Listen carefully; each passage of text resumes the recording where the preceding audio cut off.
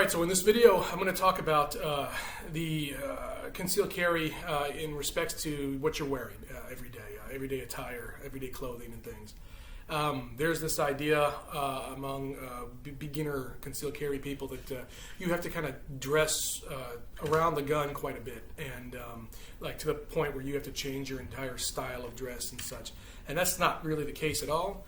If you have like this nice little harmony between your own style of clothing and what gun you're carrying, you can find a really good way of going about your daily business without printing or having anybody know that you have a firearm on you at all.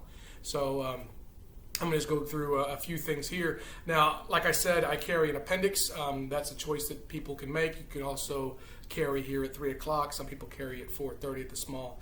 A little bit here. I would not recommend carrying on the small of the back for safety issues. In case you're falling backwards or anything like that, you can hurt vertebrae and things. A lot of police have been hurt in the past with that kind of a carry, if they're carrying like handcuffs or something like that on the back of their belt there.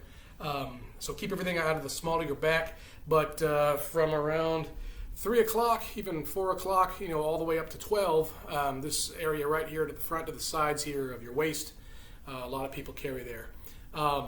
You can choose what fits best for you. Some people carry on the ankle for ankle holsters. Some people carry things like shoulder holsters and things like that. I don't think those are very efficient as far as concealed carry is concerned. So anyway, before we get started again, like I said, I'm using a unloaded firearm. This is my Gen 5 Glock 19, and we got some unloaded magazine here just for the aspect of the video here. So as you can see here, what I'm wearing is just a t-shirt and jeans. For most people, this is kind of a basic attire. You really can't see any gun printing. I don't have anything that's like sticking out or telling people that I'm carrying any kind of firearm. You want to be as inconspicuous as possible. I'm wearing a Punisher shirt. I a lot of times don't even wear these outside. These are kind of undershirts for me sometimes, and I try to keep myself what I'm carrying a little bit more gray, I guess, as far as wearing things like Glock shirts or anything that kind of tactical pants or anything like that. Anything that would kind of give me or give other people the idea that I might be concealing something. So this is just one aspect of it again. So again, it's just a normal size shirt, about a medium. It's not super big, it's not super large, it's not super tight, all right, but it forms to the body pretty well, and it conceals your firearm pretty decently. Okay, so there's that. As obviously you want to have a good belt, like I mentioned before. So your jeans. Generally, people buy jeans that are a couple sizes bigger than normal to compensate for sticking the gun on the inside. That's something you can do. I generally have jeans that have just kind of a loose fit around the waist area, but I keep my same size that I'll usually wear, so I don't really go that much bigger than what I normally wear without a firearm. And so it's something that you want to just think about. If you want to go a size or two up to be more comfortable, that's something you can do. So again, this is just a decent little piece of attire that I'll wear. It's nothing special, nothing sporty, and conceals everything perfectly fine. And the most important thing is it gives me good access to the firearm in case I need it. So, all right, so let's talk about button-up shirts a little bit. So dressier shirts, button-up shirts can actually be used pretty decently to conceal a firearm around your midsection, especially ones that kind of like hang loose a little bit more around the belt line, and ones that have like maybe patterns that kind of break up some of the firearms outline. Generally, if you have a really good carry belt and a really good holster that's going to kind of press that firearm into you, printing is not that much of an issue. People a lot of times can conceal even a full-size handgun, depending on where they're concealing it, with relative ease. So one of the things you want to think about when you're concealed carrying is the length of your frame here. So this is the part that's going to stick out the most as far as how you're actually going to be printing. So, for example, if I'm putting this magazine in, this little bit more of the magazine, all right, if your shirt's a little bit tight, it's going to give off kind of a little bit of a print, a little bit of a an extension here that could be seen. But for the most part, honestly speaking, nobody's looking at you. So it's not really going to be that much of an issue, especially if you have it around this area, because people don't look in that area, generally speaking, for strangers. So as long as you're inconspicuous with it, if you're not going around constantly adjusting things, you can walk through most places and nobody's going to know that you have a firearm. But as you can see, having about a mid-sized, good combat handgun pretty much disappears in any kind of shirt that's relatively, decently fitted. All right. So I mean, I don't think you don't want to wear the the real tight muscle tees or anything like that. But you don't have to wear these giant baggy 3XL shirts either to conceal carrying. In fact, a lot of times, if you're somebody of a smaller stature and you're wearing clothes that are a lot bigger for you, that's kind of a giveaway that you might be hiding something in there anyway. So, get your normal clothes that you normally like to wear. Find stuff that's going to be, a little bit more concealing for where you're going to carry, and here you go. As far as the button-up shirts are concerned, one of the things you want to look out for is if you're going to draw your firearm, sometimes when it's buttoned all the way down here, you can kind of get them stuck a little bit on the firearm because they'll bunch up. Some people will unbutton the last button here to make it a little bit easier for them to take their firearm out. You can work with that if you want to. A lot of the times, depending on the shirt and how you're built, how you're sized, you don't necessarily have to do that. You can do the exact same pull with having your firearm not being hindered by the last button of your shirt. So another thing to consider, another thing to think about. I'll talk about the 3 o'clock carry as well. So at 3 o'clock, things will change a little bit because you're pressing the gun out on your hip.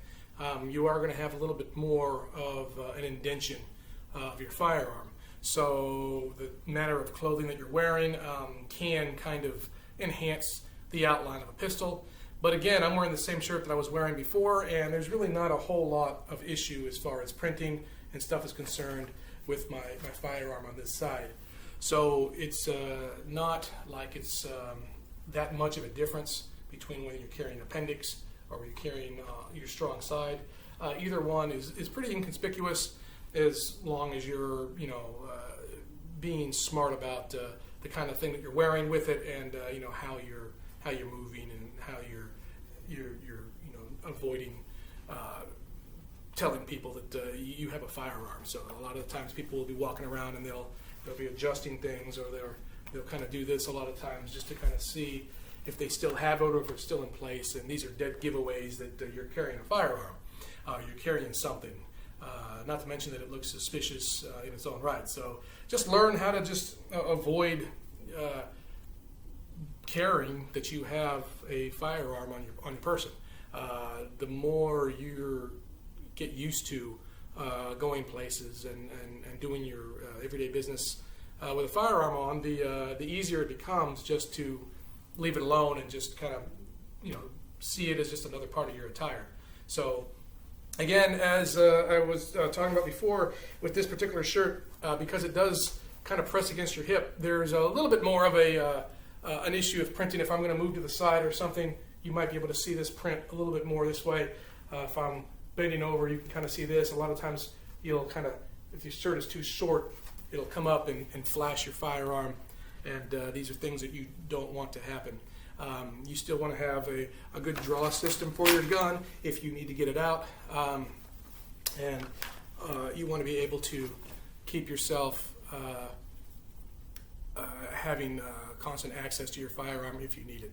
So from whatever position you're carrying, whatever clothing choice that you're wearing, make sure that you're practicing dry firing so that you're able to constantly practice the type of draw that you're going to be able to utilize for whatever you're wearing on a normal day-to-day basis, and ingrain that into yourself so that it becomes second nature. So obviously sweatshirts are a great idea just because of the nature of them, the bulkiness of them, the way they hang down, they conceal firearms excellently. You, again, want to find one that's not too big and not too small, but just the right size that just makes you look, just like an inconspicuous, decent person walking around, to where no one's going to look at you. And that's kind of the main thing as far as carrying a firearm. You want to be as gray man as possible with it, at least in my opinion. I don't wear a lot of clothing that's going to scream to people that I have a gun on my person. So I don't wear logo shirts, I don't wear Glock tees and 6 hour hats and things like that. I don't wear tactical pants, tactical shorts, all that kind of stuff. All I do is I generally wear jeans, some kind of shirt, whether it be a t-shirt, a button-up shirt, a sweatshirt, and some decent shoes, hiking shoes or something like that. And that's all I'll really do. And I will pick my clothing as far as depending on my environment, what's around, and things like that. So I'm out here in Texas. A lot of times it's hot. So while I usually wear jeans instead of shorts, I'll still just up to wearing t-shirts and things like that. When it gets very hot and people want to start wearing shorts and the smaller t-shirts or anything that was like cut off sleeves or anything that's like more tailored to the body, there's little tricks and things like that you can kind of get away with to still hide a firearm on your waist without having it print.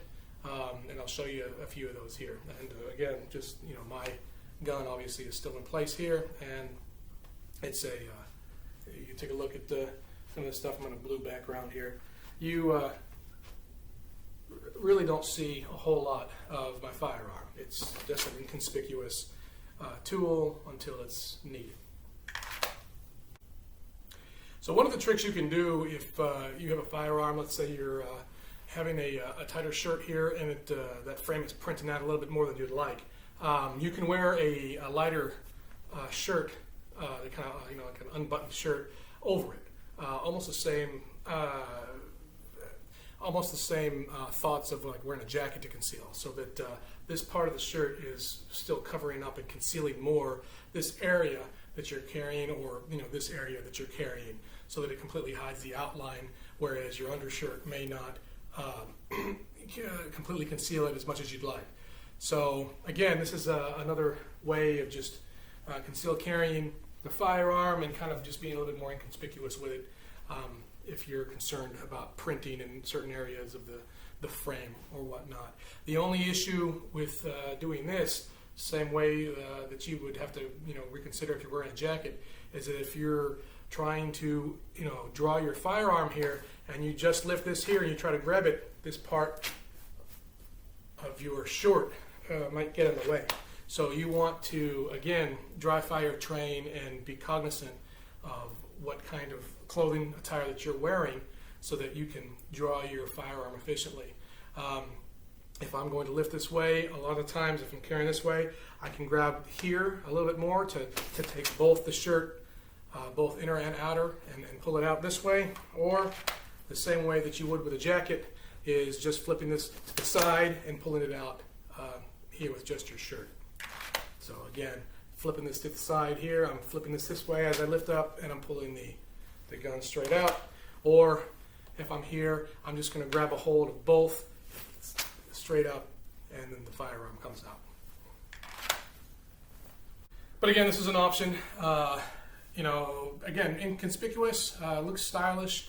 You don't have to have gigantic clothes, and big baggy things to hide what you're concealing. I think it works well. And again, this is just another option, another consideration that you might want to look at for concealed carrying a firearm. Flannel's great. Flannel's not for everybody. A lot of people don't like it. A lot of people hate it. Some people love it. Some people are lukewarm to it. But as far as the material it's usually made out of, the patterns that come from it, it's one of the best things to conceal a firearm that's hidden somewhere on your belt line. So it's something to consider if you enjoy the look go ahead and get some. It's they're great. They're warm. They conceal wonderfully, and they're easy to deploy your firearm.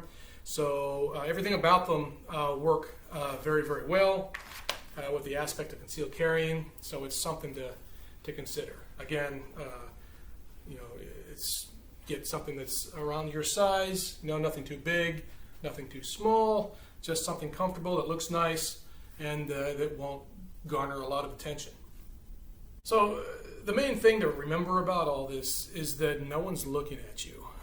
As far as concealed carrying goes, a lot of people, especially when they first start out, they're hypersensitive to people knowing that they have a firearm. They feel uncomfortable. They feel like they've got this giant block of something just kind of protruding out, like it's some kind of like money bag or something that they're trying to hide. And everybody's taking a look at it.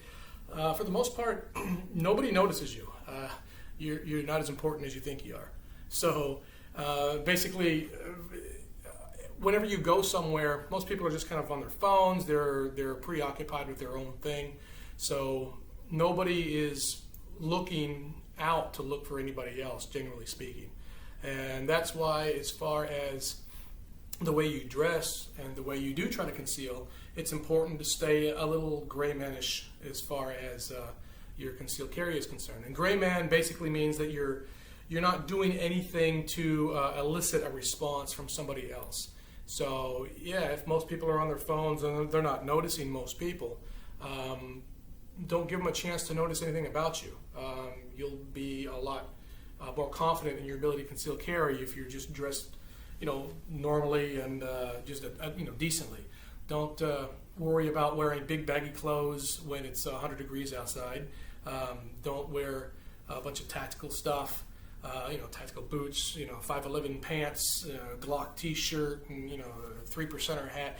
Just open carry at that point if you're going to wear that kind of thing. I mean, everybody's going to know that you have a firearm on you.